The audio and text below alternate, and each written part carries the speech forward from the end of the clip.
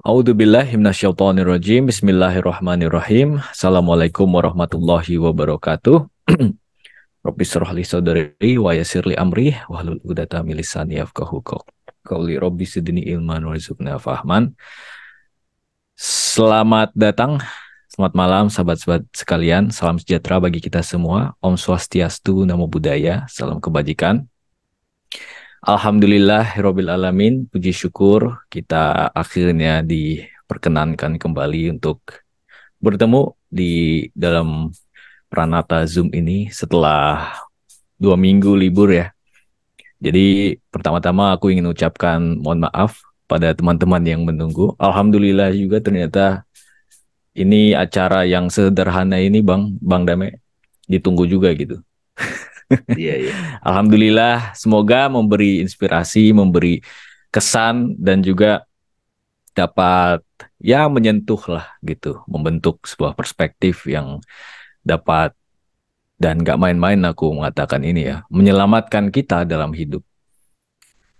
Karena apa yang dibahas ini merupakan esensi dari banyak ajaran, seakan-akan kita kayak melakukan short circuit. Kalau dalam fisika listrik itu short circuit semacam hubungan pendek gitu. Kalau nggak siap kadang juga bisa korslet, karena korslet itu korslet itulah hubungan pendek kan, short circuit. Tapi ini semacam jalan pintas yang mengungkapkan kepada kita bahwa sebenarnya apa yang disebut sebagai ya self realization, menemukan jati diri, itu pun kita maknai secara beda gitu sekarang. Bahkan kita tidak lagi menggunakan istilah menemukan, tapi menyadari. Karena kalau menemukan seakan-akan ada sesuatu di luar kita, terus kita dapetin gitu. Kita cari. Masih ada pencarian gitu. Oke, pencarian, tapi sebagaimana yang telah dibahas sebelum-sebelumnya, ya, pencarian ini bukan kita mau berarti kita bahas sekarang justru malah semacam mengganggu gugat distingsi itu luar dan dalam itu. Ya teman-teman, di sini kita melakukan self inquiry, sebuah penyelidikan diri yang bermula dari ya bertanya kepada diri sendiri gitu. Bukan tentang objek pengalaman misalnya, oh aku mengalami ini itu macam-macam, tapi kita bertanya kepada tentang subjeknya. Apa sebenarnya yang memaknai ini? Apa sebenarnya yang mengalami ini, yang merasakan ini gitu? Siapa sebenarnya yang merasakan?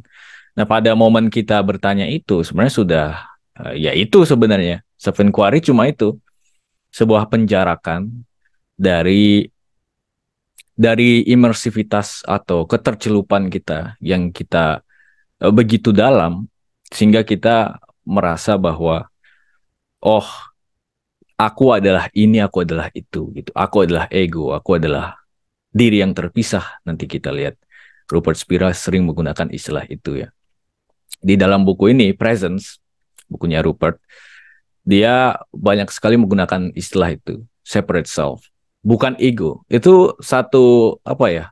Aku mengobservasi itu hal yang menarik gitu Bang Dame. Betapa Rupert tidak menggunakan istilah ego banyak, tapi menggunakan separate self. Seakan-akan emang dia mau menekankan itu, distingsinya. Esensi dari ego itu ya separate self. Merasa dirinya terpisah dengan objek gitu. Fakta bahwa kita berbicara tentang subjek dan objek itu sudah mengindikasikan adanya perpisahan. Nah, yang akan kita bahas sekarang adalah judulnya apa? The essential form of the separate self gitu. The essential form of separate self. Nah, ini jadi form atau sebutlah bentuk ya, tapi bentuknya ini bukan dalam konotasi shape ya, bukan shape persegi terus lingkaran, bukan. Form ini sebenarnya dia nggak harus material. Form ini juga bisa berarti formula, persamaan. Bagi yang sempat akrab dengan matematika, fisika, pasti tahulah persamaan kan. Nah, persamaan itu form. Misalnya E sama dengan mc kuadrat lah, persamaan ekuivalensi energi massa gitu kan, relativitas khususnya Einstein. E sama dengan mc kuadrat. Itu dua-duanya S dan M itu sebuah variabel kan. C-nya adalah konstanta. Nah, kalau mereka yang belum familiar dengan formula akan bertanya, kenapa nggak kita masukin angka? Langsung aja angka gitu. Dan kalau teman-teman bertanya kepada mahasiswa matematik gitu ya, mereka udah nggak berurusan lagi dengan angka-angka 1, 2, 300 atau 13,8, nggak gitu. Mereka cuman berurusan dengan formula-formula gitu, form. Nah, sebuah form yang kalau kita masukin sebuah nilai akan menghasilkan nilai yang baru gitu. Jadi E sama dengan mc kuadrat itu kita nggak penting nilai E-nya berapa, M-nya berapa. Yang kita tahu adalah ni energi itu sama dengan massa ketika dia bergerak hampir menuju kecepatan cahaya gitu. Jadi kayak kita nggak perlu lagi melihat kontennya. Kita nggak perlu melihat kualitasnya, oh dia berapa gitu, enggak. Yang kita perlu tahu adalah formnya, formulanya apa. Contoh lain lagi mungkin adalah butterfly effect, teman-teman. Konon dikatakan butterfly effect kan gini definisinya. Kepakan sayap kupu-kupu yang ada di mana gitu kan. Di katakanlah Finlandia itu mempengaruhi bahkan rentetan kausasi atau penyebabannya bisa bisa dirujuk kepada apa? Akhirnya menghasilkan apa? Bisa menghasilkan gempa gitu, gempa di Australia misalnya gitu kan. Nah, pas dipetakan itu segala macam data-data, kita mendapatkan pola yang cenderung berbentuk kupu-kupu gitu. Tapi kan kupu-kupunya bukan pada datanya, bukan pada kualitas data. Dia baru terlihat ketika kita melihat secara total. Nah, itu form. Nggak ada bentuknya dia.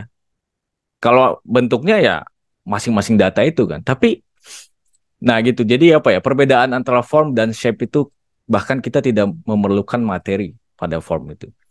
Nah, terus apa dong essential form dari separate self itu?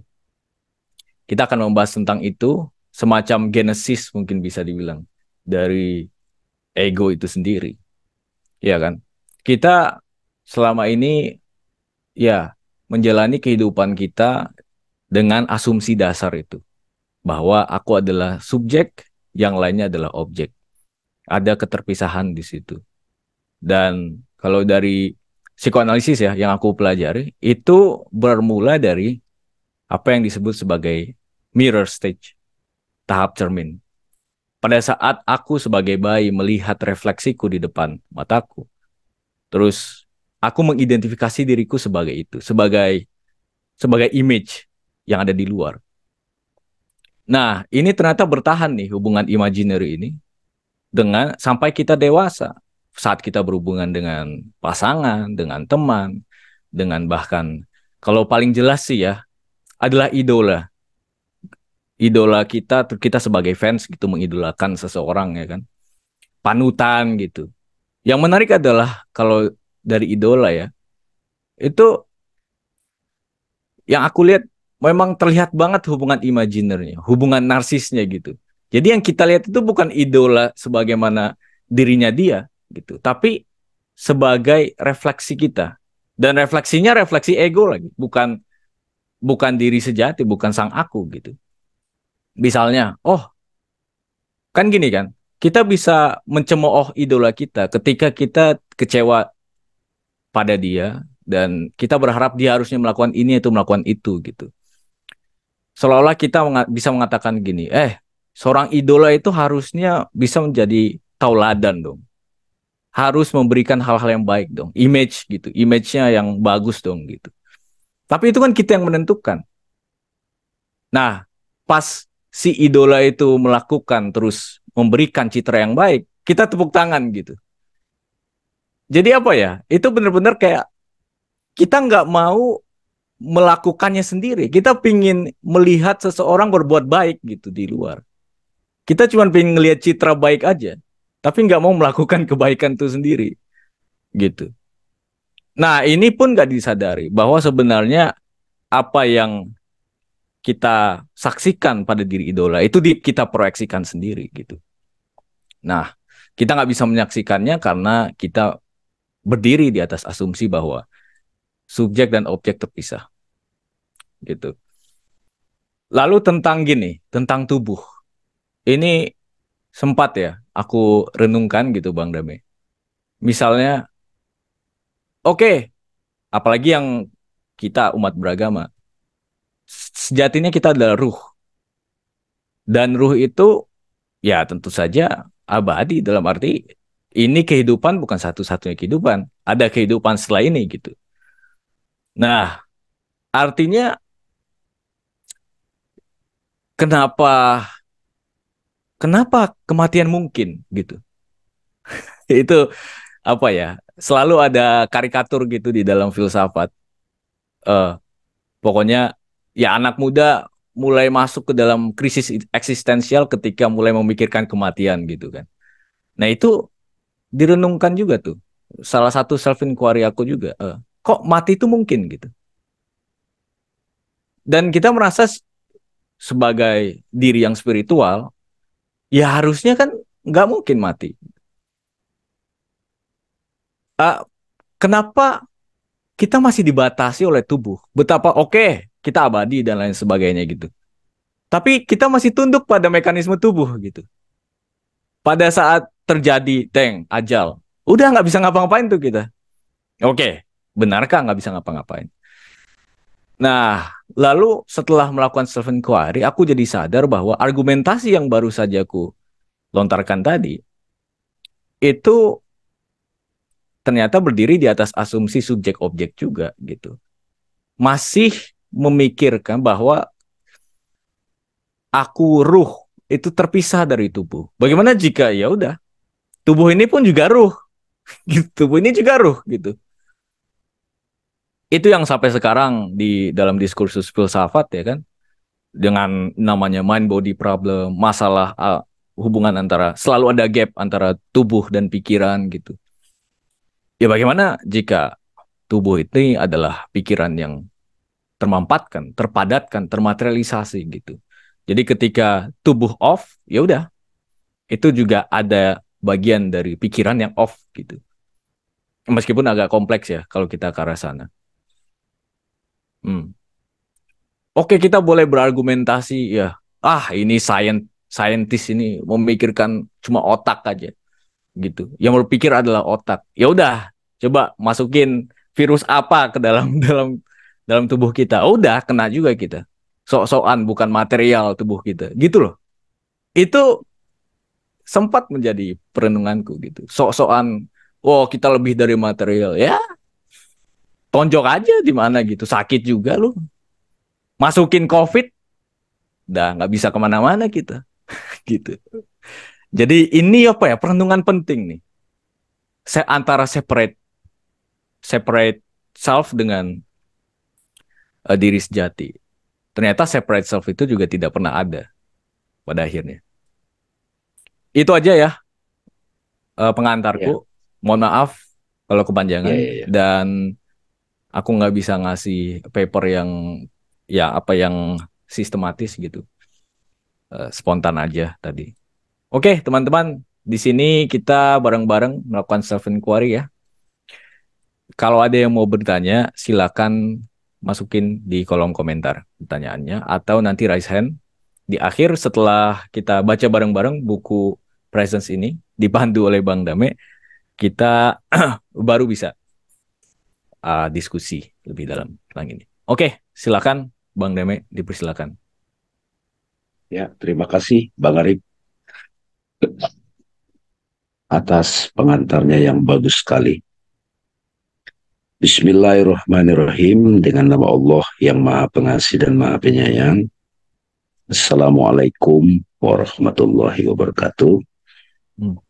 Alhamdulillah, puji syukur kita haturkan kehadirat Allah malam ini. Kita kembali bersama-sama belajar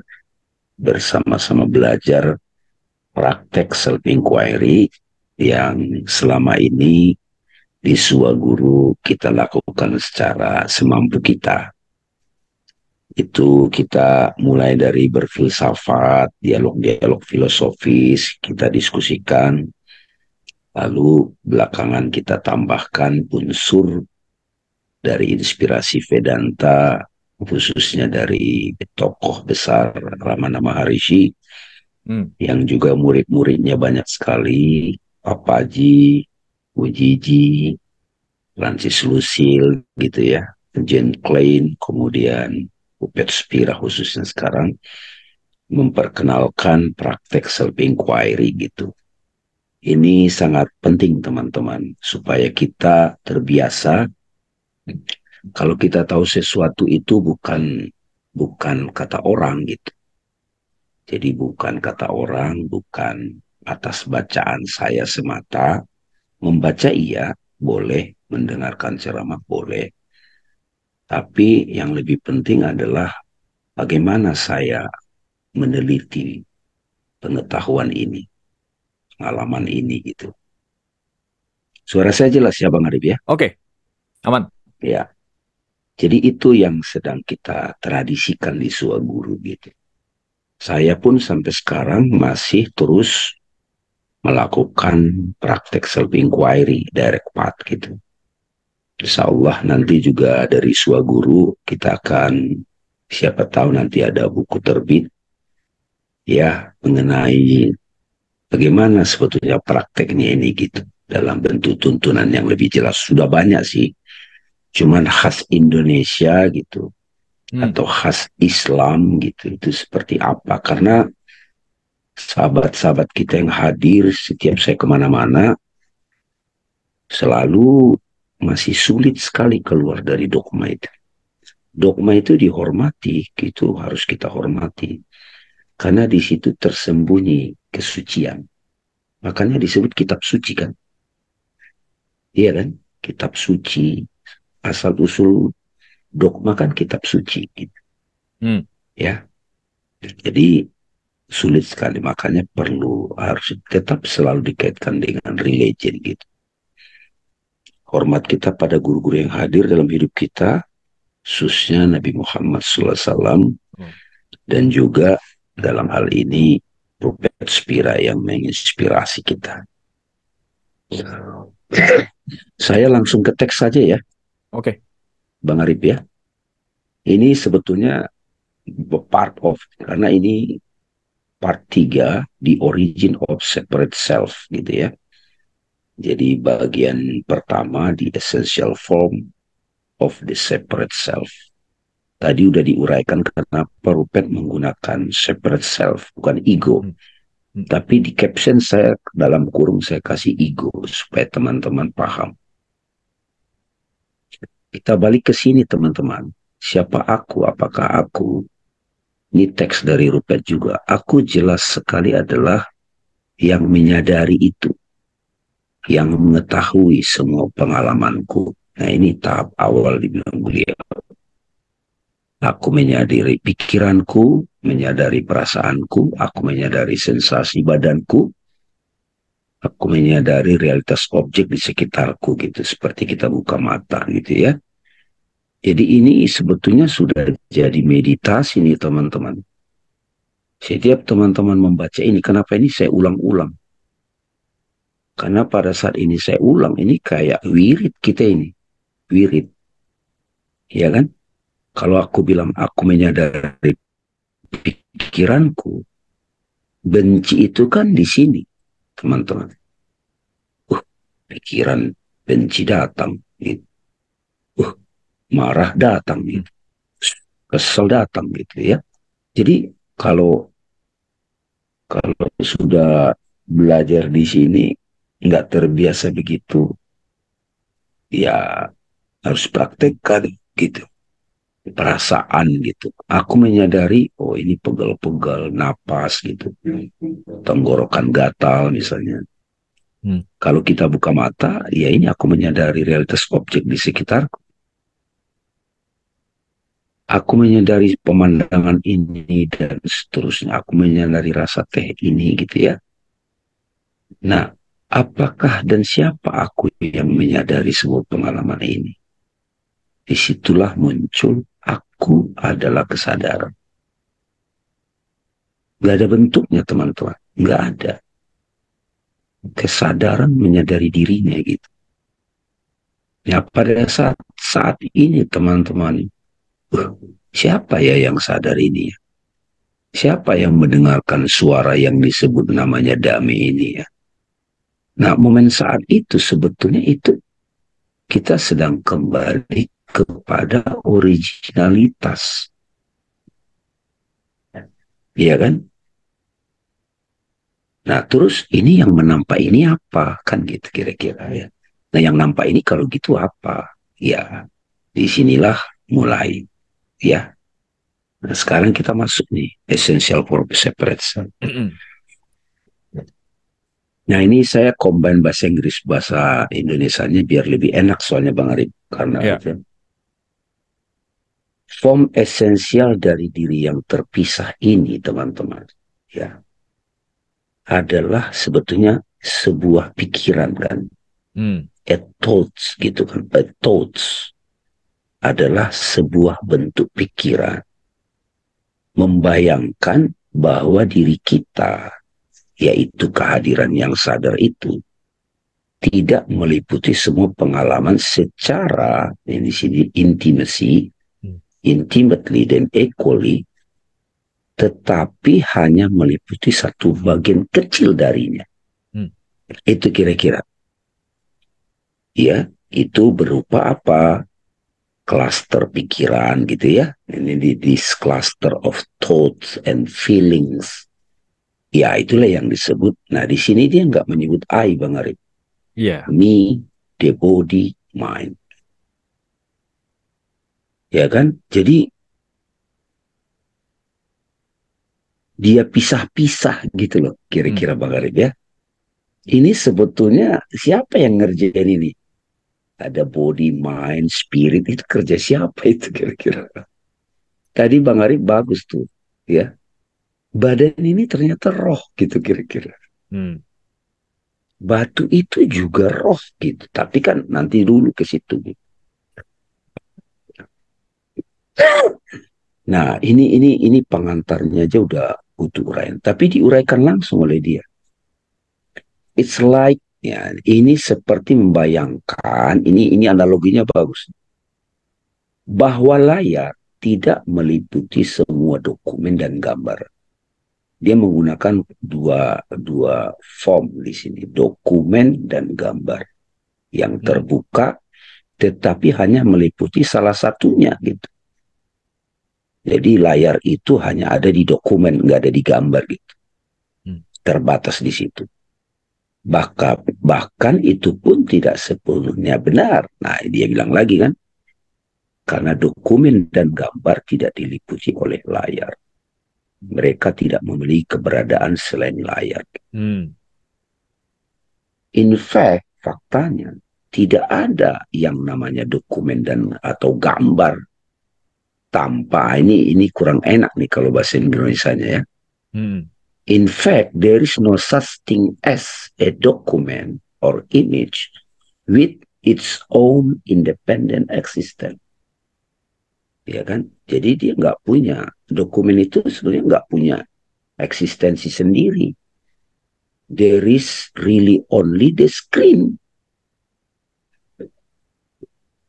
Dokumen dan image itu hanya nama yang diberikan kepada screen, ya, yang diberikan pada screen,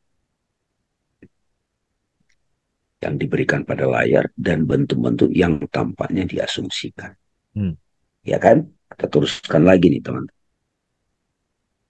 Dari sudut pandang layar itu sendiri, tidak ada dokumen atau gambar yang real gitu kan. There is no, from the point of view, the screen itself, there is no real independent document or image as such. There is just itself gitu.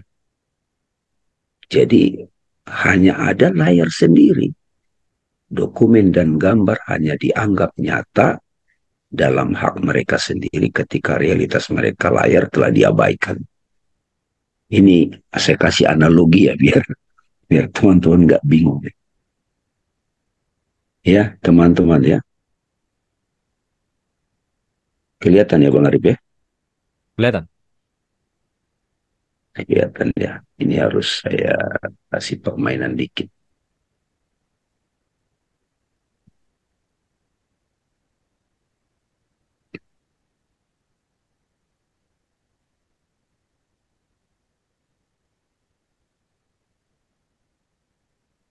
Nah ini layar apa ya? Screen kan?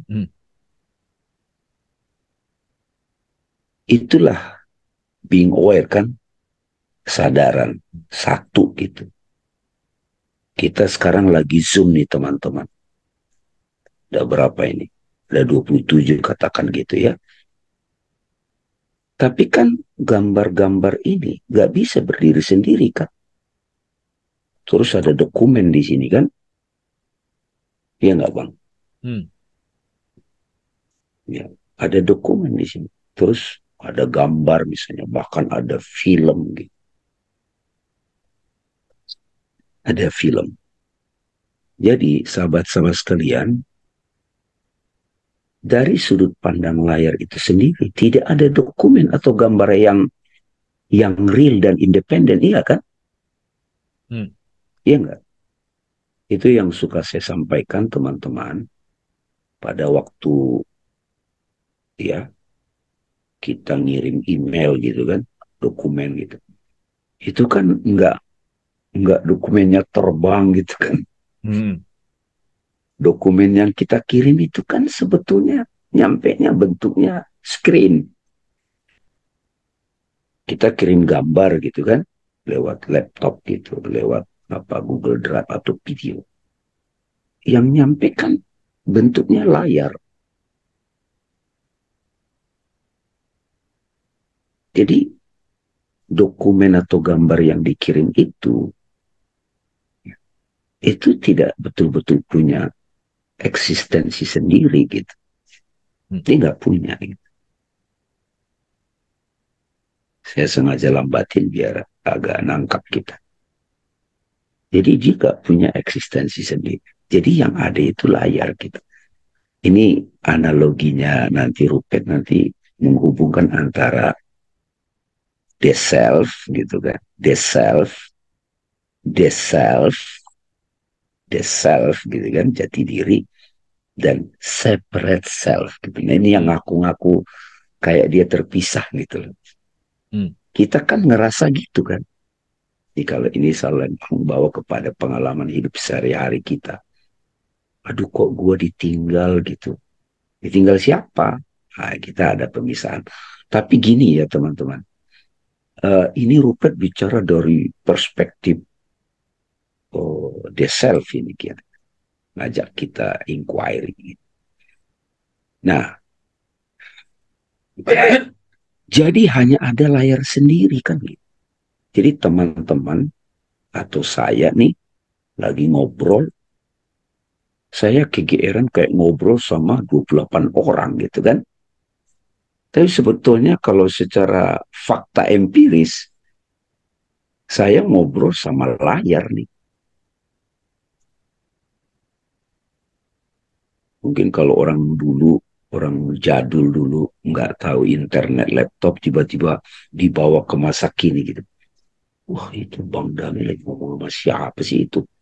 Gak jelas ngomong sama. Nah muncullah dogma-dogma. Kayaknya ngomong sama jin itu gitu ya. Padahal ini ngobrol sama 28 orang gitu. Ini dikasih tahu dulu kita. Saya sedang berhadapan dengan screen. Gitu. Oke ya. Dokumen dan gambar hanya dianggap nyata dalam ya benar-benar nyata ketika realitasnya itu screen diabaikan gitu. Nah ini teman-teman, ini menarik juga nih. Jadi alam ini nyata banget ketika Tuhan itu agak disembunyikan dulu gitu. Kalau Tuhan itu yang nyata, alam gak ada apa-apanya gitu. Hmm.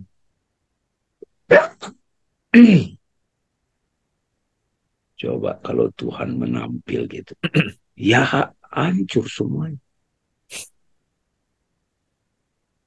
Tuhan itu maksudnya the screen gitu ya, the reality, the wujud gitu. Tapi menarik nanti Bang Arif, bagus tuh. Jadi sebetulnya gambar ini apa sih sebenarnya kan? Mm-mm. Gambar dokumen ini apa? Ya, why it exists? Kenapa itu muncul? Ya kan? Iya, Iya, oke, iya, oke mereka appearance, tapi why appearance appear gitu. Jadi iya. itu Tapi menarik. sebetulnya gambar ini realitasnya apa? Hmm. Gambar ini, dokumen ini. Separate self itu sebetulnya realitasnya apa gitu. Kita sekarang kita masih menganggap gambar dan dokumen itu kayak punya eksistensi sendiri. Kenapa? Kita mengabaikan layar gitu. Hmm.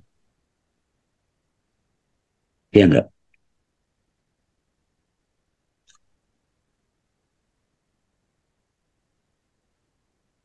Kalau ngikutin caranya Rupert itu menglambat tapi Hmm. detail ya Bang Arif ya. Ya. Dengan kata lain teman-teman, dokumen dan gambar hanya dianggap real dari sudut pandang imajiner suatu dokumen dan gambar. Ya dari sudut gambar itu, yaitu setelah layar dilupakan, dokumen-dokumen dan gambar-gambar tampaknya mengasumsikan realitas independen mereka sendiri.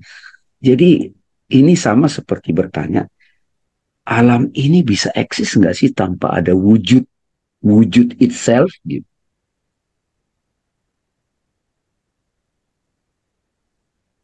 Sama kayak kita ini teman-teman. Kita pikir kita punya eksistensi sendiri gitu. Terpisah, separate self. Wah saya eksis gitu. Emang iya gitu. Emang gambar, ya saya eksis sendiri kata gambar. Kata dokumen gitu. Emang bisa. Kita-kita nih semua. Saya bisa nggak eksis sendiri. Hanya gara-gara kita abaikan hakikat wujud. Nah itu screennya itu. Kita jadi eksis. Nah atau gini. Eksistensi kita sebetulnya apa sih? Gitu, kira-kira gitu. Hmm.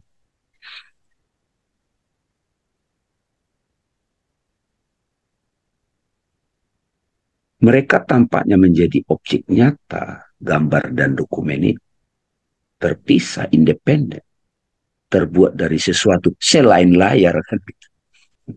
Seperti kata-kata, warna, kalau dalam konteks screen ya, bentuk objek dan lain-lain. Namun dari sudut pandang sang real, saya mengartikan sang real di sini ya, dan hanya layar, hanya ada layar gitu, nggak ada yang lain. Dengan kata lain, dalam reality, tidak ada dua hal. Satu, layar, dan dua, dokumen dan gambar. Ini dua hal nggak sih? Gambar dan layar ini. Coba nih teman-teman yang sedang nonton pakai laptop atau pakai HP. Dua nggak sih gambar dan layar ini? Tubuh dan pikiran ini dua nggak sih? Jasmani dan rohani ini.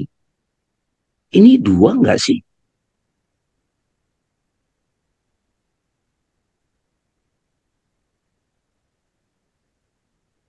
Nah, tadi suka saya tuh kata-kata Bang Arif tadi itu. Kalau kita, wah kita adalah roh gitu kan. Saya juga kegeeran dulu itu. I'm not my body, I'm not my mind. Sakit gigi, gitu. Sholat gak bisa khusyuk itu. Iya, iya. Kecuali ada yang sudah total samadhi kan. Dia semuanya udah ngelihat, ya kan? Semuanya udah dia lihat. Hakikat gitu.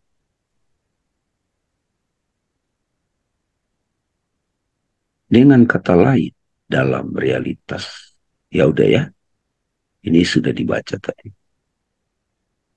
Tidak ada dua hal, satu layar dan dua dokumen dan gambar, hanya ada layar. Dua benda gitu, atau two things gitu. Atau keberagaman dan keberagaman benda hanya muncul ketika realitas sejatinya layar diabaikan. Kita jadi menganggap ini banyak gitu, terpisah-terpisah karena kita mengabaikan realitas. Realitas di sini maksudnya di screen ya, wujud. Ya, sudah di tadi ya. Ini kan ada bunga-bunga gitu kan banyak nih. Ya, terpisah-terpisah enggak? Enggak, ini satu screen loh. Gambar ini sebetulnya apa sih? Screen. Screen gitu. Nah, itu kira-kira ini perumpamaannya Rupert Spira. Dengan kata lain, dalam kenyataan, tidak ada dua hal, satu layar dan dua dokumen dan gambar. Hanya ada layar. Ya, gitu ya. Pengalaman seperti itu, semua yang kita ketahui adalah pengalaman, tetapi tidak ada. Nah, ini yang perlu bahasa Inggrisnya nih, Bang Arif. Yeah. Experience is like that. Yeah. Ya. Ini pengalaman kita apa aja ya, teman-teman ya. All we know, semua yang kita tahu, adalah pengalaman. Jadi di sini Rupert selalu menekankan pengetahuan itu adalah pengalaman. Tidak berbeda. Meskipun kalau dialog-dialog kita di umum, oh itu pikiran itu bukan pengalaman. Bagi Rupert itu pengalaman. Berpikir itu pengalaman. Yes. Dan orang selalu membatasi pengalaman itu empiris, itu awam. Yang baru spiritual, wah spiritual realization itu cuma kamu baca buku. Baca buku itu bisa pengalaman. Ya pengalaman aja, sebut aja gitu. Gitu ya. All we know is experience. Semua yang kita tahu adalah pengalaman. Tetapi there is no independent we or I that knows experience. Nah, ini yang penting nih. Jadi tidak ada, there is no independent, tidak ada kita atau aku yang independen yang mengetahui. Jadi ada akunya Arif, ada akunya Dame, ada akunya si A, si B, nggak ada itu.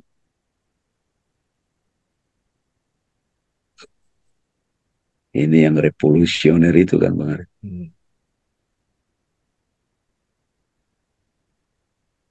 Nabi Muhammad misalnya, Nabi Muhammad ini saya selalu bawa. Saya dulu udah ada intuisi begitu, tapi sama siapa yang ngobrol begini? Kenapa ya Nabi Muhammad tahu kisah nabi-nabi gitu sebelumnya? Kenapa gitu? Nabi Ibrahim, Nabi Isa, Nabi Nuh kan ada di Quran kisah. Itu siapa itu yang mengetahui itu? Apakah ada aku yang independen sendiri-sendiri? Jangan-jangan ada satu aku aja itu.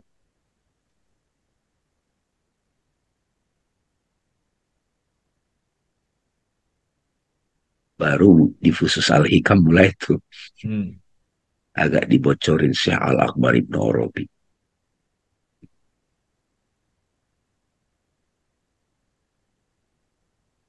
Gitu ya. Jadi tidak ada kita dan aku yang independen yang mengetahui sebuah pengalaman itu. There is just experience or experiencing. Jadi yang ada hanya pengalaman. Siapa yang mengetahuinya? Jangan pisah-pisahin. Ya pengalaman aja, gitu kira-kira gitu. Hmm.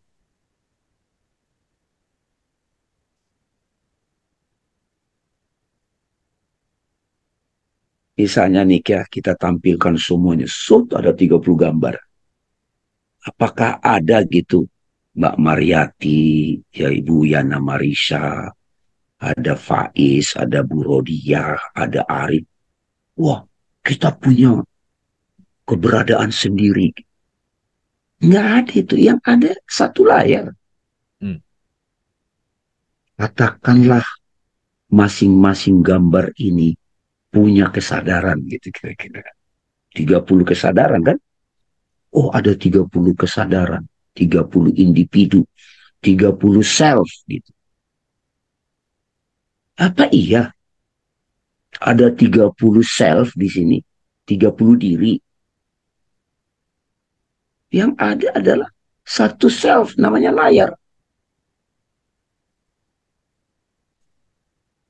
Bisa nggak satu self Arif namanya? Gue mau keluar terpisah dari layar. Nggak bisa. Nggak bisa itu.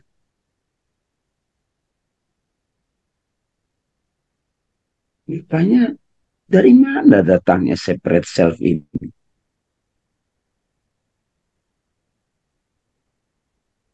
Bayangkan kalau orang yang sudah sampai pada non-duality, pengalaman non-duality dan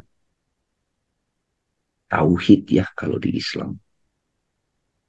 Tauhid. Cuman kita kan sudah lama tuh amnesia, termasuk saya. Hmm. Saya juga ngaku saya.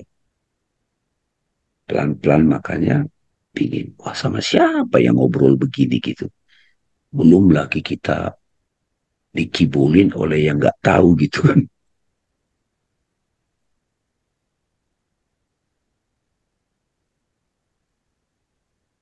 Kan ini kan tidak bisa dibantah nih teman-teman. Ada 30 gambar nih di sini nampil. Ini enak banget nih karena ada teknologi. Apakah 30 gambar ini disebut 30 diri dalam satu layar? Jadi saya ulangi,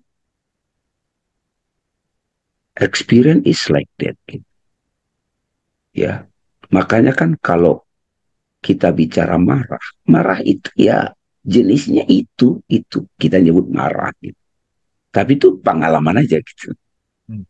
Pengalaman sedih, sedih pengalaman, marah pengalaman, gembira pengalaman gitu. Dia bawa ke situ dulu.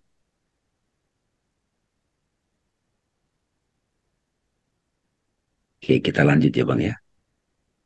And experiencing, nah, dia mulai membuat experiencing Bang, is not inherently divided into one part.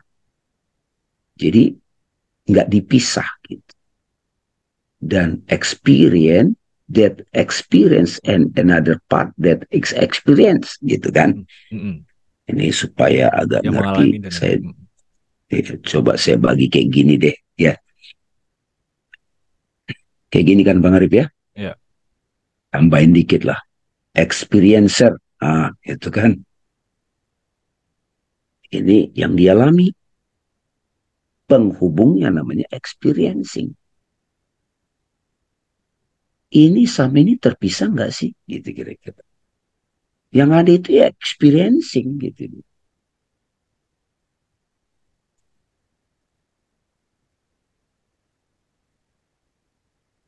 There is only experiencing. Tidak ada dua hal. Tidak ada dua hal. Satu subjek yang mengalami, dua objek yang mengalami. Itu tuh nggak ada. Pembagian subjek yang mengalami dan objek yang dialami hanya pembagian dalam pikiran ini. Saya kasih konklusi dikit supaya itu teman-teman.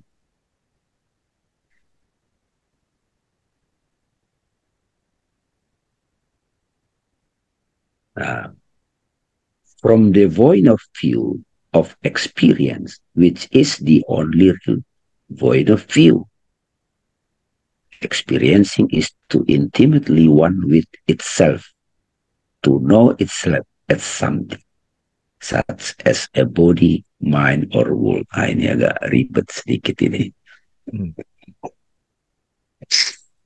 Dari sudut pandang pengalaman yang merupakan satu-satunya sudut pandang yang real, betul ya? Hmm. Ya. Sudut pandang yang real itu ya pengalaman. Pengalaman adalah terlalu intim dengan dirinya sendiri untuk mengetahui dirinya sebagai sesuatu seperti tubuh, pikiran, dan dunia. Hmm. Kita terlalu tenggelam pada pengalaman itu, kita jadi body banget. Pada kita, ya kan, terlalu pikiran banget, terlalu fisik banget dunia. To know Islam as something experiencing would have to be divided into. Jadi supaya dia tahu sesuatu, dia harus bagi-bagi dirinya kan. Hmm. It will have no fault to forget its true nature of pure, seamless, intimate experiencing and imagine instead that it was just one little part of experience. Ia harus melupakan dulu sifat sebenarnya dari pengalaman yang murni. Ya, yang murni. Jadi supaya dia tahu pembagian-pembagian itu, dia harus lupakan dulu yang murni kan. Ya layar lah istilah. Kalau enggak nanti enggak bisa tahu. Enggak bisa gitu.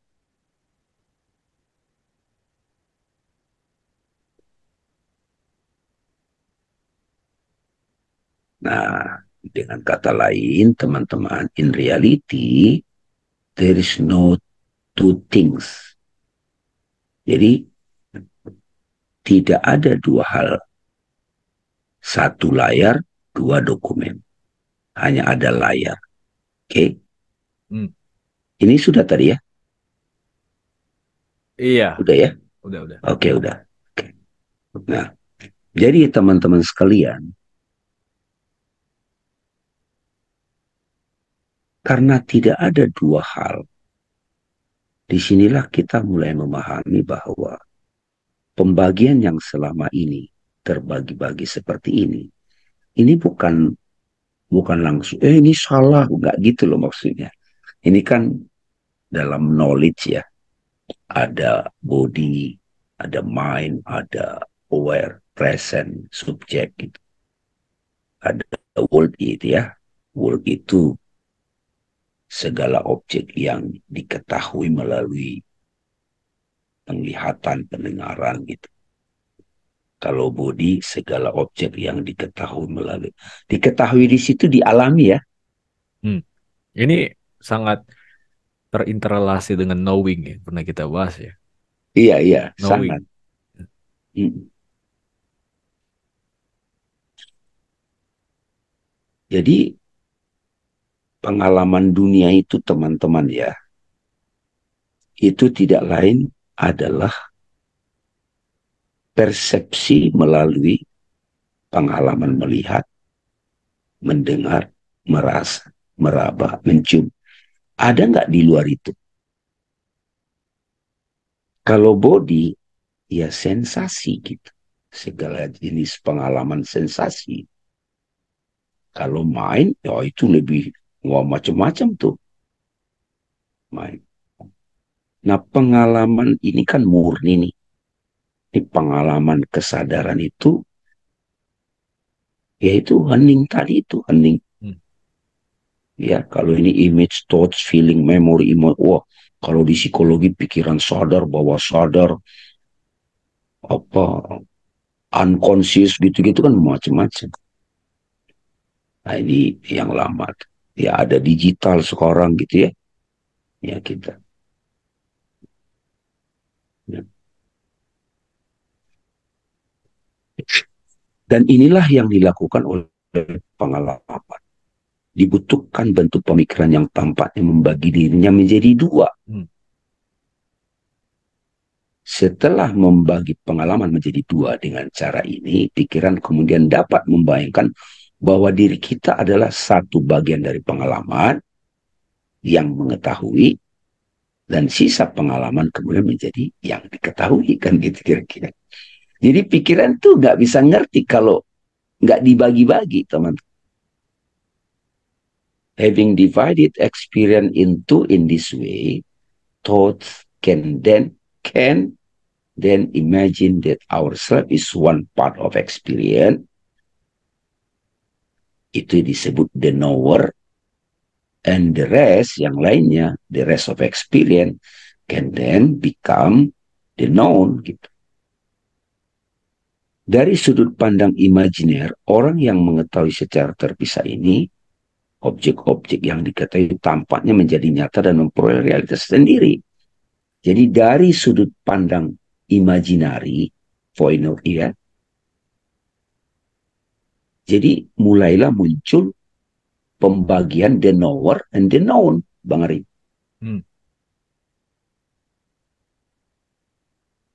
Dari sudut pandang pengalaman nggak ada keterpisahan loh. Dari sudut pandang imajinari, ya ada pemisahan the knower sama the known. Nah, keberadaan objek-objek yang diketahui yang tampaknya terpisah ini, tampaknya terpisah ya dibilang, bergantung pada pemikiran pertama yang membayangkan bahwa diri kita adalah subjek yang terpisah di dalam sang yang mengetahui gitu.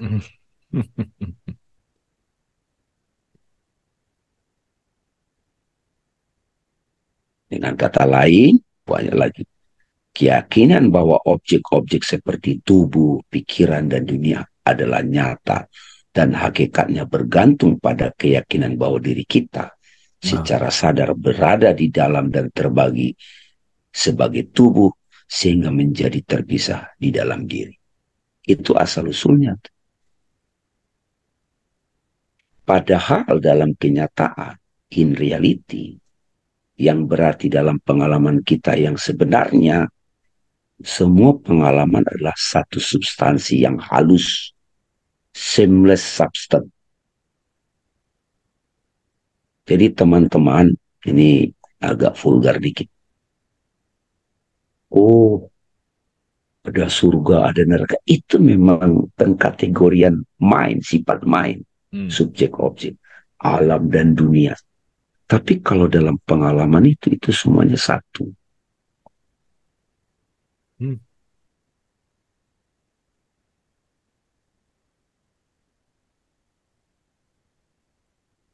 Ya, pada kenyataan yang berarti dalam pengalaman. Oke. Dualitas dualitas, the duality between the inside self and the outside object, world or other, is never actually experienced. It is always imagine, ya kan? Jadi itu selalu ada dalam imajinasi. Makanya Ibnu Arabi bilang kan, semuanya adalah khayal, imajinasi gitu.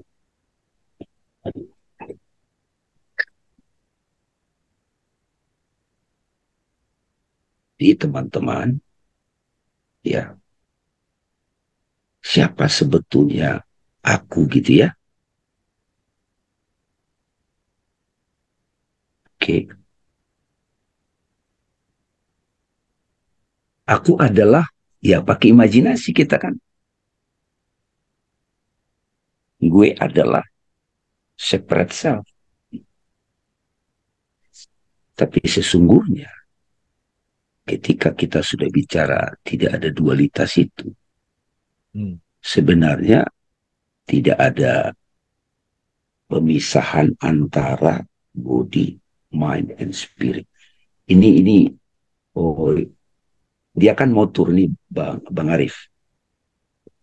Jadi diri yang terpisah ini tidak ada, itu hanya kehendak dari the self yang tunggal itu, layar realitas itu, ingin membagi-bagi dirinya, seolah-olah dibagi-bagi, supaya dia bisa mengetahui, mengalami partikularisasi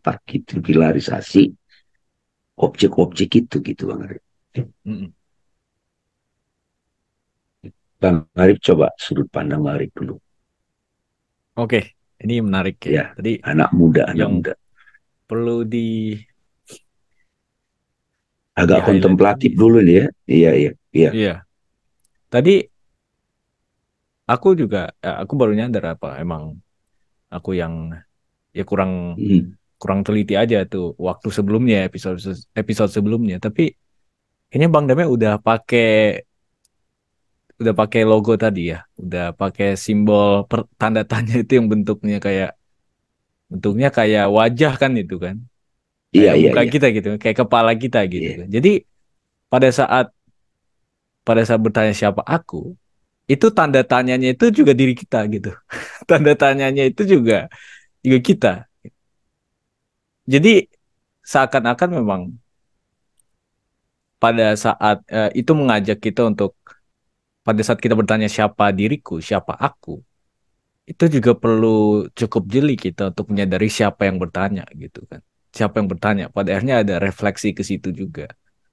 Kalau siapa aku tadi imagine membayangkan gue adalah ya mungkin mahasiswa atau hmm, Ibu, pekerja ibu dan rumah tangga. lain-lain itu kan, guru gitu ya macam-macam.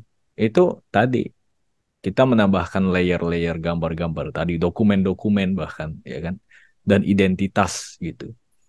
Salah satu perbincangan yang aku dan Bang Dami akhir-akhir ini ya cukup intens ya, itu adalah tentang identitas gitu, bahwa identitas punya masa depan dan masa lalunya sendiri kan, punya dunianya sendiri.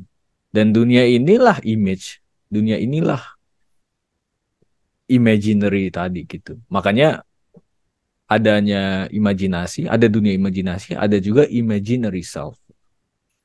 Aku sangat sangat suka dengan Rupert karena dia menggunakan langsung imaginary self. Sementara kita yang terbiasa menggunakan istilah. Coba tanya Ego, deh ke anak ego. muda Oke, kalau oke. misalnya mereka langsung langsung berargumen gini, oh ini ego gue gitu. Lu egois, jangan egois gitu. Ngerti gak sih sebenarnya ego itu apa? Kalau ditanya, karena sering kali gitu, itu paradoks. Paradoks kelaziman bisa dibilang ya. Apa yang paling kita sering gunakan, itu nggak bisa kita jelasin. Saking kita anggap sudah self-evident. Tanya aja itu anak-anak muda yang eh, cukup reflektif. Mereka pikir ketika mereka mengaku, oh itu ego gue yang ngomong kemarin. Ego gue yang cemburu sama lo sebenarnya. Ego gue yang mikir gini, mikir begitu gitu. Ya oke, tapi apa ini ego gitu. Nggak bertanya siapa yang bertanya. Nggak bertanya siapa yang memikirkan ego tadi. Nah, Rupert dengan langsung mengatakan imaginary self itu udah jelas tuh. Ini sebenarnya dibayangkan. Dan asiknya adalah ya mau disebut ego, mau disebut person, identity, dengan menggunakan imaginary self, nggak ada bobot buruknya. Ini ada kecenderungan gitu kita. Oh egois gitu, cemburu, marah-marah, menghancurkan, iri, dengki, bla bla gitu kan. Seolah-olah ego itu buruk. Oke, ya lagi-lagi tapi di sini kita menggunakan self inquiry sedemikian rupa sehingga sebisa mungkin kita tidak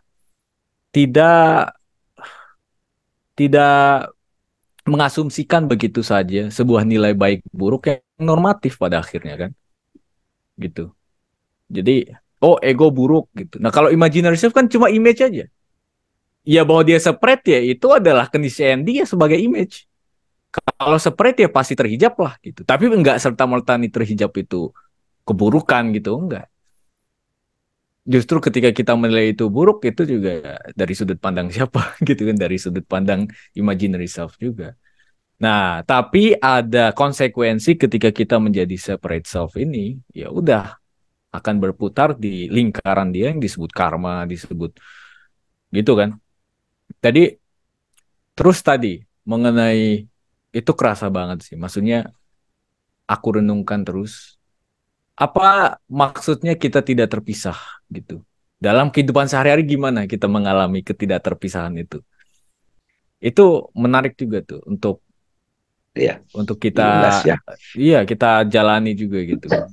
Jadi misalnya seperti kalau aku selalu mulai dari psikoanalisis karena membahas tentang ya produk-produk sosial kita, cultural kita gitu.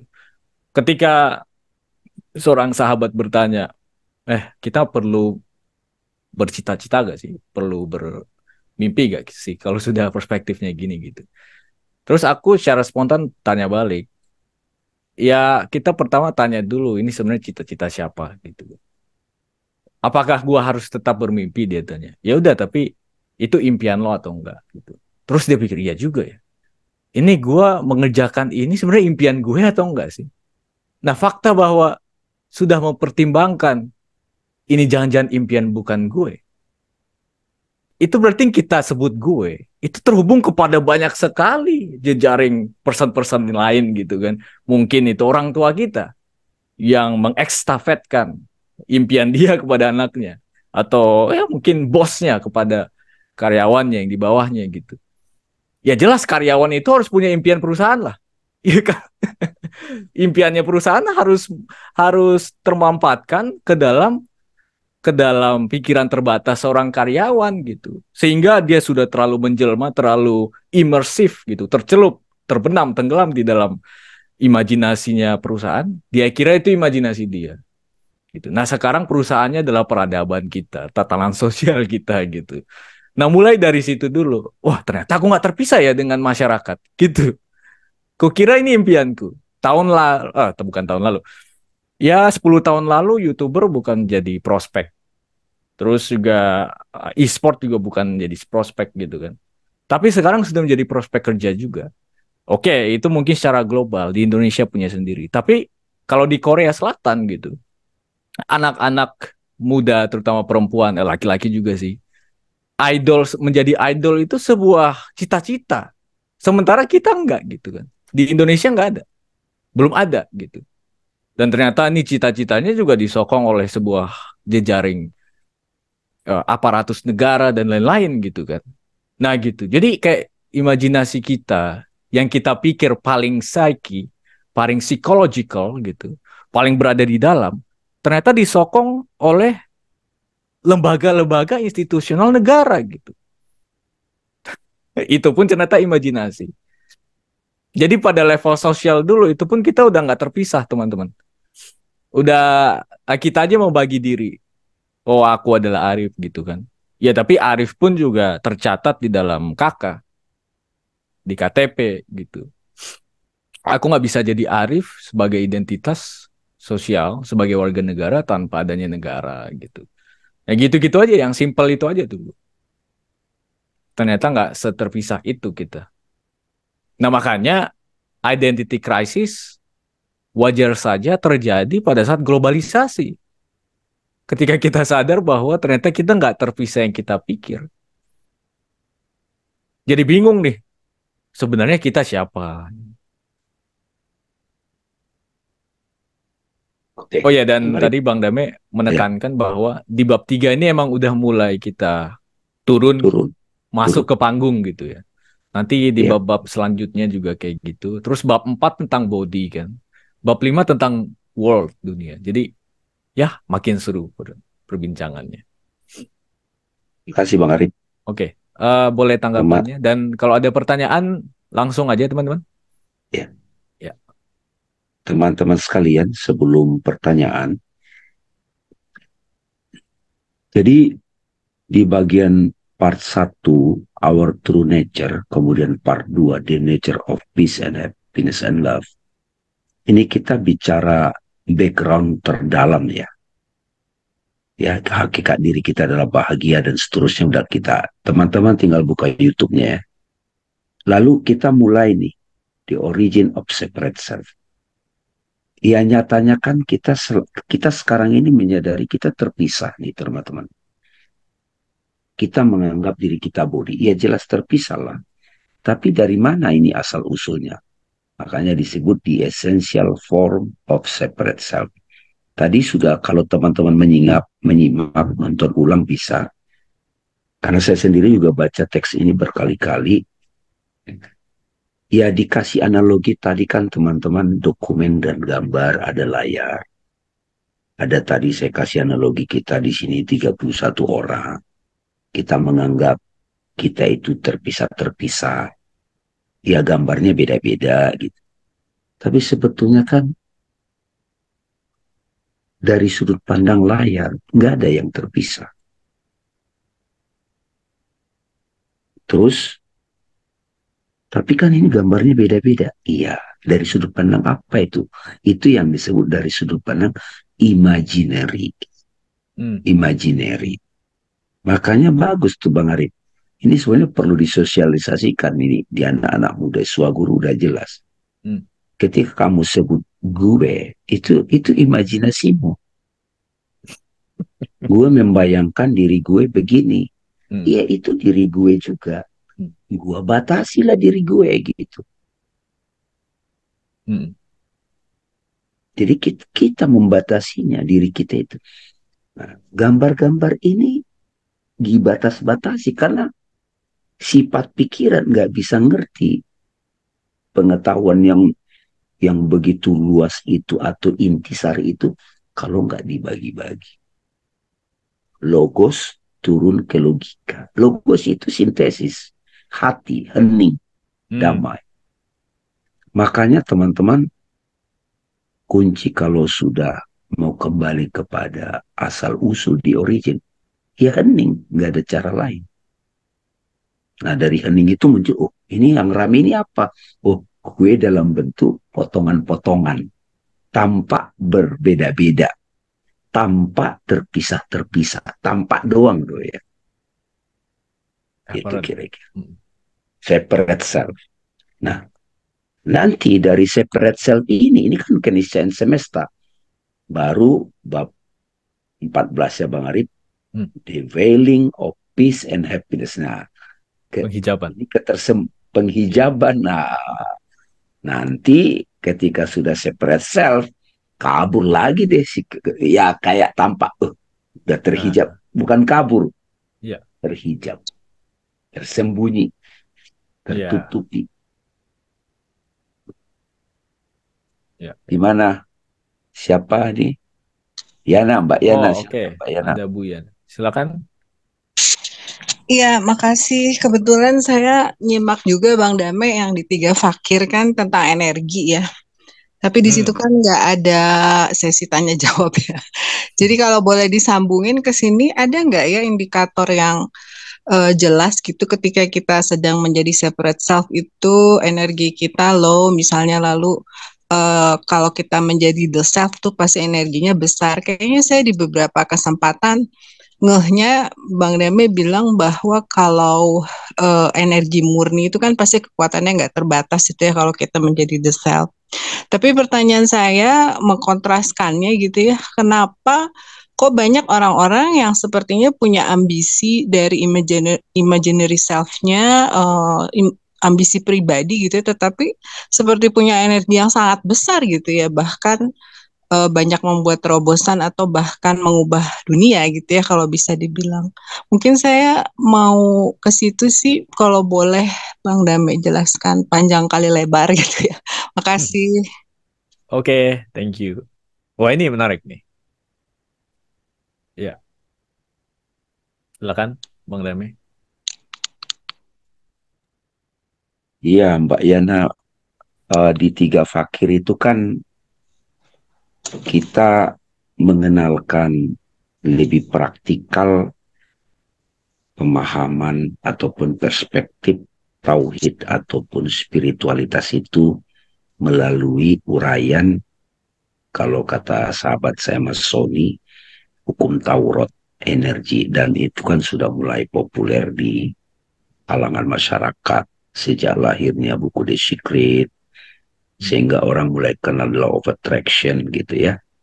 Nikola Tesla juga bicara alam semesta ini kalau mau kamu kenal vibrasi, energi, frekuensi gitu kan.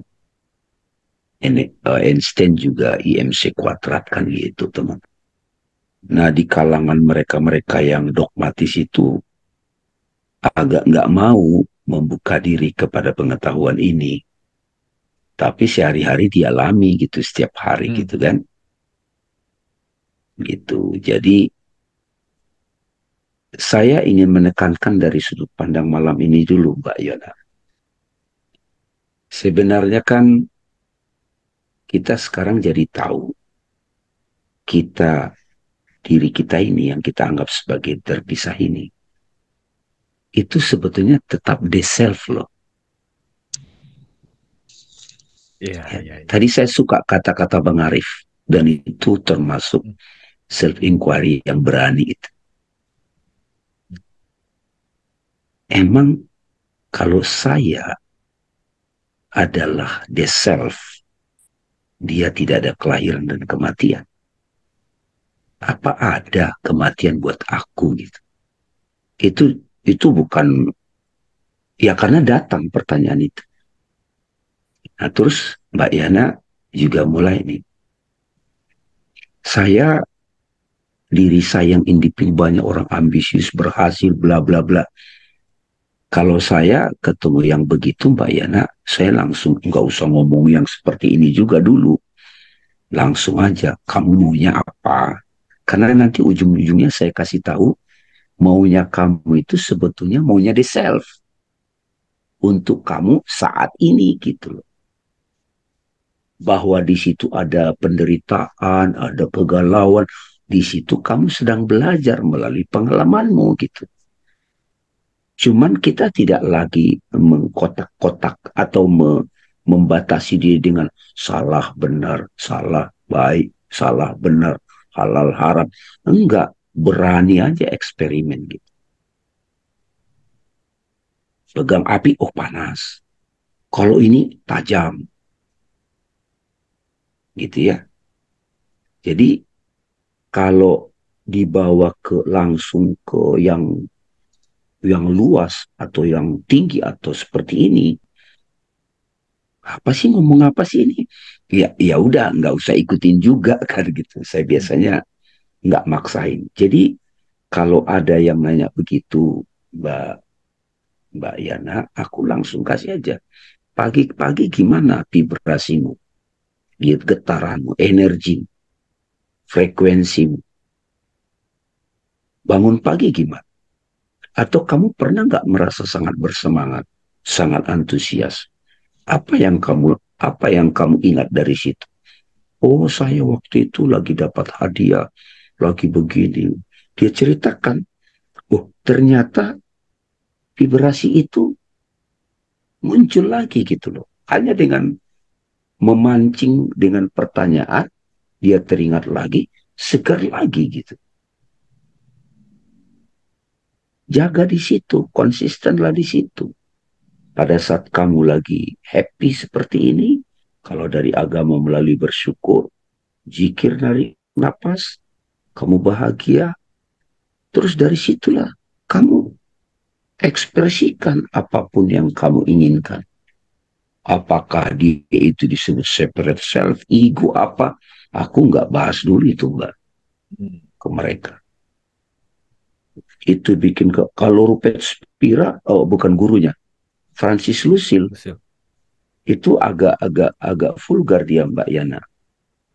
Dia bilang begini, apapun yang kamu nyaman, lakukan. Itu benar katanya. Tapi jujur ya, kalau kamu tidak antusias terhadap sesuatu, ya nggak usah lakukan katanya. Sesimpel itu dia kasih itu petunjuk itu. Nah di situ kan manusia akan belajar tumbuh. Hanya saja kita udah keburu banyak katanya. Kita lupa meneliti pengalaman kita Mbak Yana. Itu yang penting. Kita lupa meneliti pengalaman kita langsung. Tiap hari, seminggu, sebulan. Kita terlalu mengikuti apa kata orang yang kita belum verifikasi. Saya tidak mengatakan kita tidak mendengarkan kata orang. Kita dengarkan, tapi kebenaranmu adalah apa yang kamu alami. Teruslah berjalan. Saya pun begitu, Mbak Yana, sampai sekarang.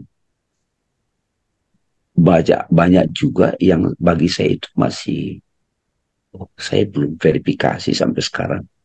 Saya self inquiry. Saya tadi aja nggak nyangka Arif mau self inquiry begitu. Oh, apakah kematian itu ada ya gitu? Itu iya dong. Atau mati itu apa dong jadinya gitu? Hmm.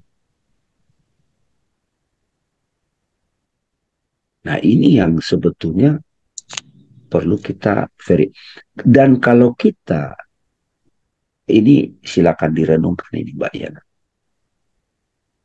Wah kita nggak usah, kita belajar dari orang yang berhasil aja.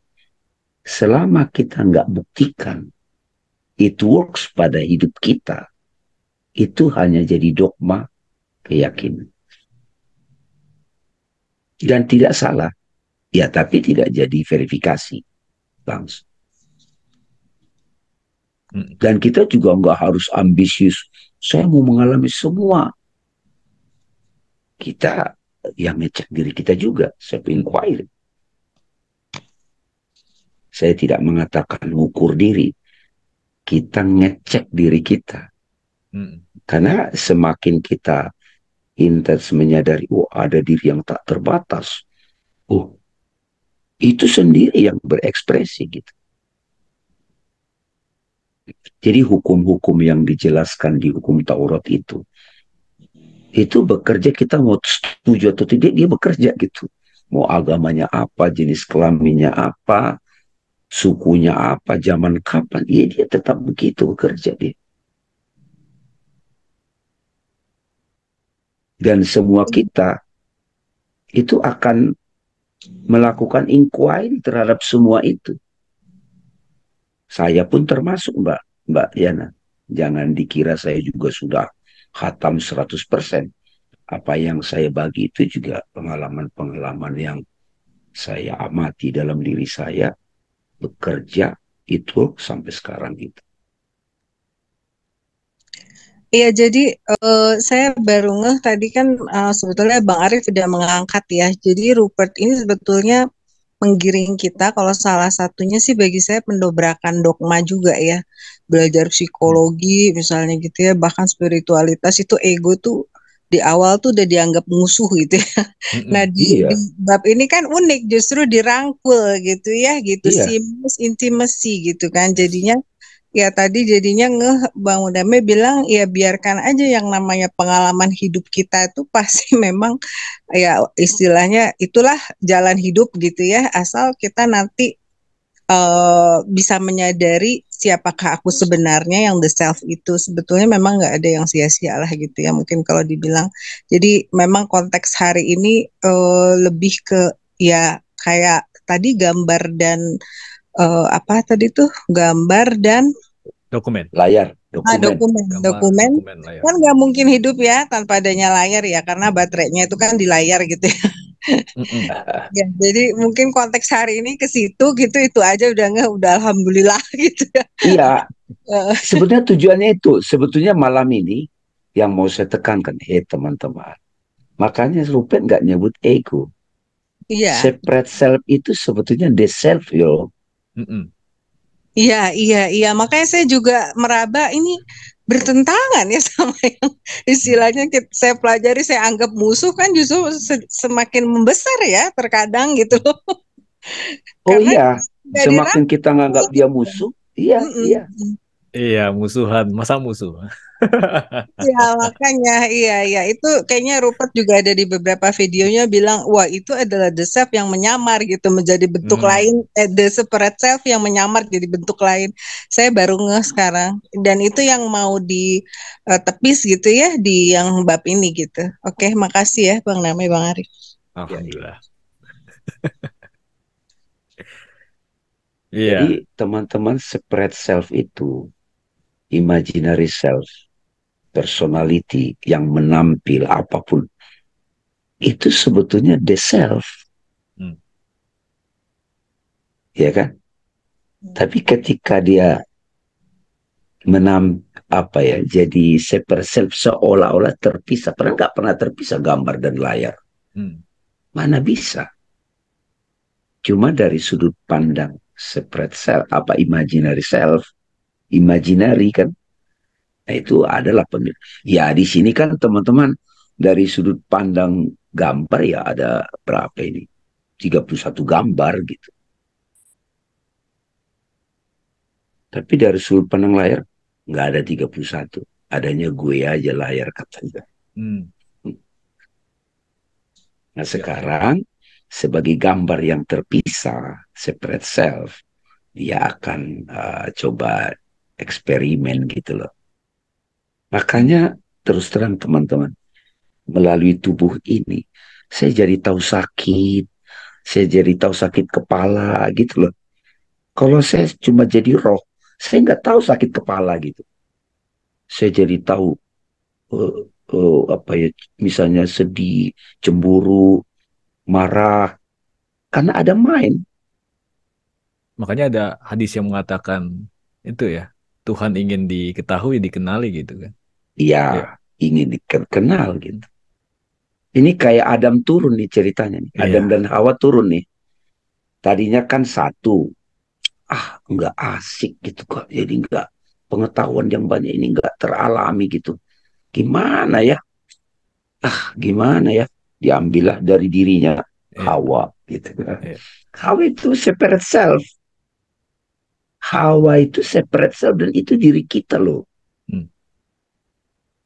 Aku malah, itu juga salah satu yang ku inquiry ya. Malah, iya ini bisa direnungkan teman-teman nih.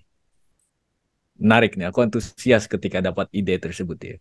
Bagaimana jika genesis manusia, Adam dan Hawa gitu kan, itu permulaan subjek objek sebenarnya. Iya. Itu terpecahnya subjek objek itulah Adam dan Hawa. Iya. Betul. Sehingga jadi rame. Jadi subjek objek, jadi subjek itu jadi terkesan jadi banyak. Kan subjek itu jadi inside body. Ya, enggak apa-apa juga kan jadi rame gitu. Makanya bab berikutnya nanti, wah, the veil of peace and happiness gitu. Nah, tapi karena kita sudah memahami dari atas,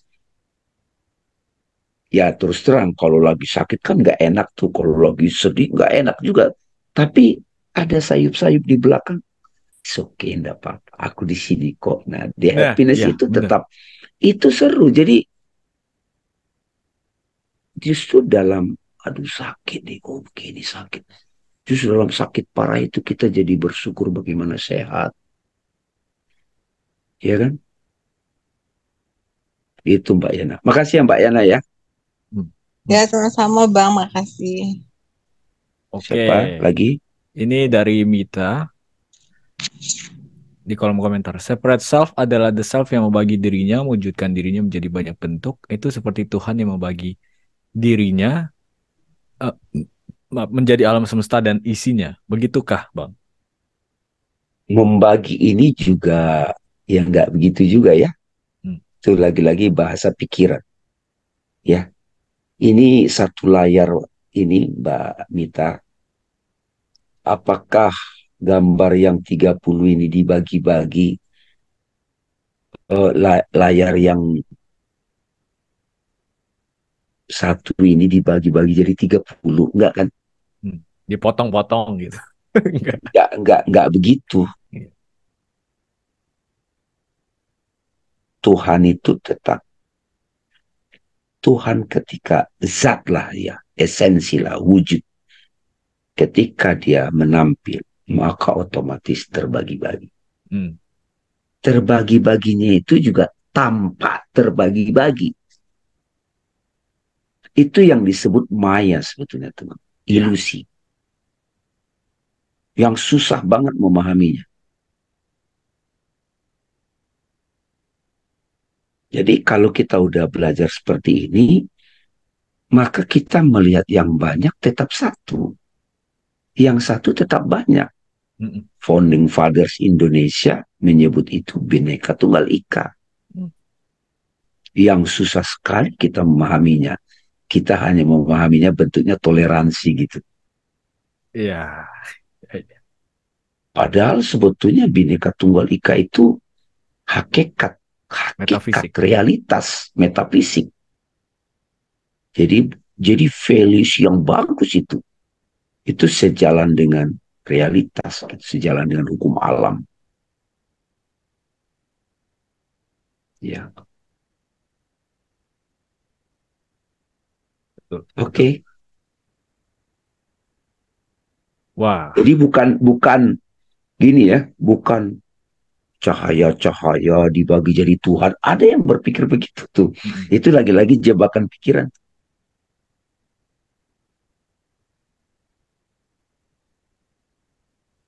dan Ketika seakan-akan apa ya? Tuhan ingin dia diformulasikan dari banyak banyak banyak sudut pandang gitu kira-kira. Ya kan pikiran yang memformulasikan dengan cara itu pun juga siapa sebenarnya itu? ya, ada analogi lagi yang sebetulnya sangat membantu teman-teman. Ketika pembuat game kan sendirian. Kalau di Jawa dalang gitu kan, Mm-mm. atau di film sutradara. Pembuat game itu kan nyiapin dulu ininya, tempat panggungnya, metaverse-nya gitu. Dia bikin universe-nya dulu. Terus dia kasih di situ properties, apa saja nanti karakter-karakter yang ada di situ, baru dimasukkan. Dari sudut karakter A, dia melihat kehidupan universe-nya begini. B, begini, ada protagonis, antagonis. Tapi, teman-teman, itu semua adalah maunya si pembuat game. Dia bikin sistem juga di situ. Itulah hukum-hukumnya. Cuman, kalau dari sudut pandang metafisik, hakikat, itu alam itu dari dirinya. Nggak terpisah. Jadi analogi layar dan gambar cocok banget.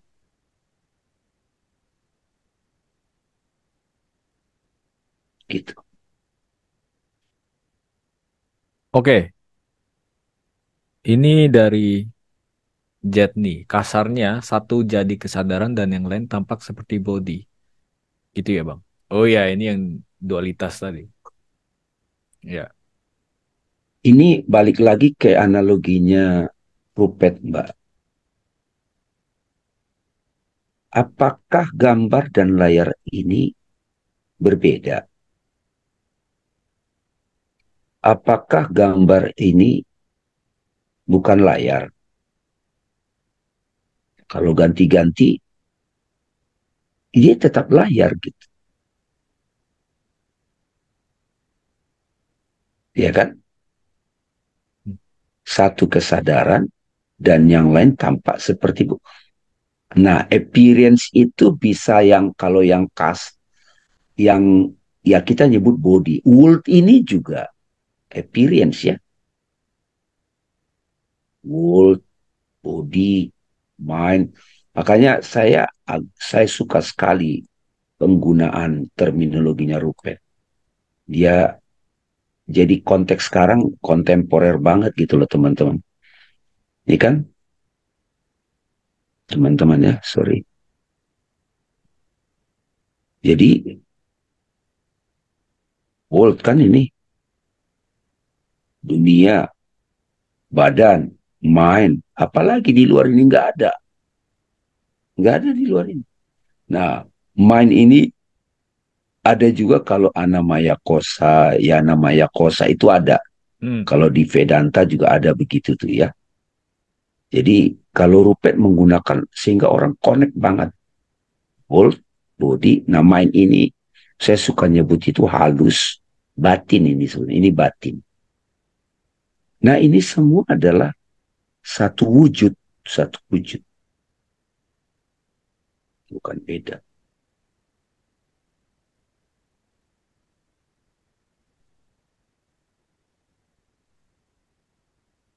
Oke. Yes, betul Mbak Mita.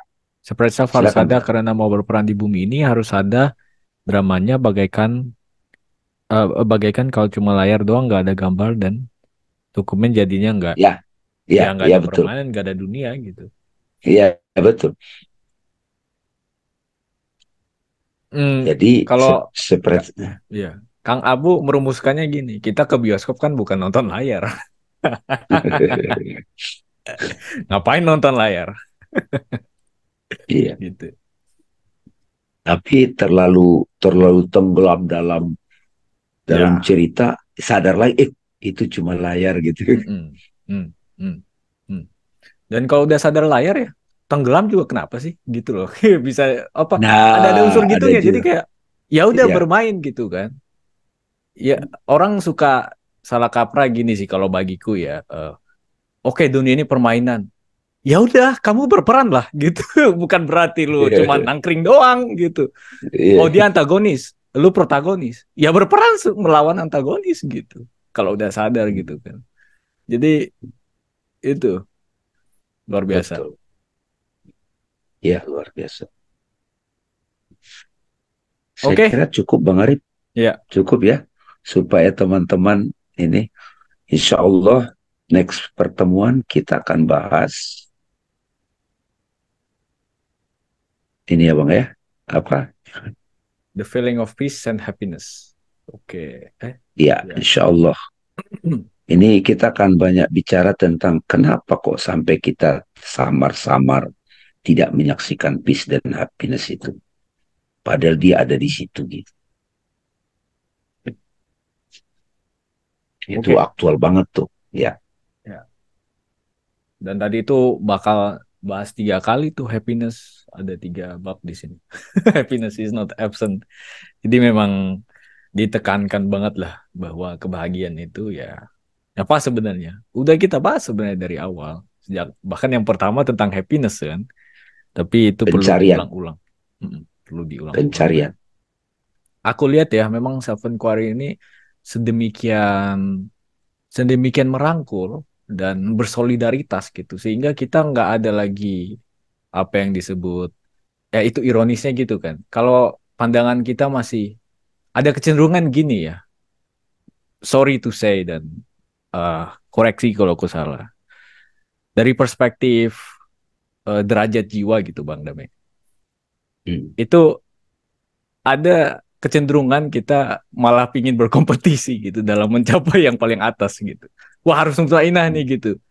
Ini pernah Hmm. dibahas juga Iya, sama Bang Dame dengan uh, Om Denny. Om Denny itu di dialog suwung gitu. iya, Wah, itu ada kecenderungan iya. kita kalau masih, wah, gua harus sampai marifat gitu. Amaroh Kok jadi kompetisi lawama. lagi? Ya kan, jadi Iya, frameworknya duniawi, apa apa ya? Duniawi itu justru malah mengarahkan jalan spiritual kita gitu. Nah, di sini enggak, self inquiry enggak ada pencapaian di Seven Quarry, oh lu udah sadar gitu, nggak ada di sini kan, cuman ya udah terus aja Seven Quarry, Seven Quarry, Seven Quarry, tetap inquiry gitu, sampai akhirnya nggak perlu lagi ada penyampaian, nggak ada lagi jalan, jadi pathless kan, bahkan iya, non meditation gitu, kalau kata Robert, iya, non iya. meditation gitu, pertama subjective meditation, objective meditation, sampai akhirnya non meditation, karena Hmm. udah lebur semuanya udah gitu, bagiku ini memang anak muda perlu sih, gitu, karena kita juga punya kritisisme sinisme yang kuat gitu kalau kita nggak suka munafik lah kita nggak suka munafik meninggalkan dunia gitu nggak juga sebenarnya kan. Hmm. Betul. Oke, thank you Oke, Bang Rame, Bang mungkin Arif, ada terima closing kasih. statement sebelum kita tutup ya. Saya kira cukup teman-teman. Tadi sudah ditekankan, separate self itu adalah the self hmm. yang ingin mengalami pengalaman-pengalaman yang terbatas. Jadi dari situ kita jadi tidak bermusuhan. Tetapi ingat, di situ ada keterhijapannya nanti. Makanya nanti kita bahas lagi. Ya. Ya. Terima kasih teman-teman. Alhamdulillah kita bisa kembali belajar bersama. Insya Allah ketemu lagi. Assalamualaikum warahmatullahi wabarakatuh. Mau dipoto bang? Waalaikumsalam warahmatullahi wabarakatuh. Oke, thank you.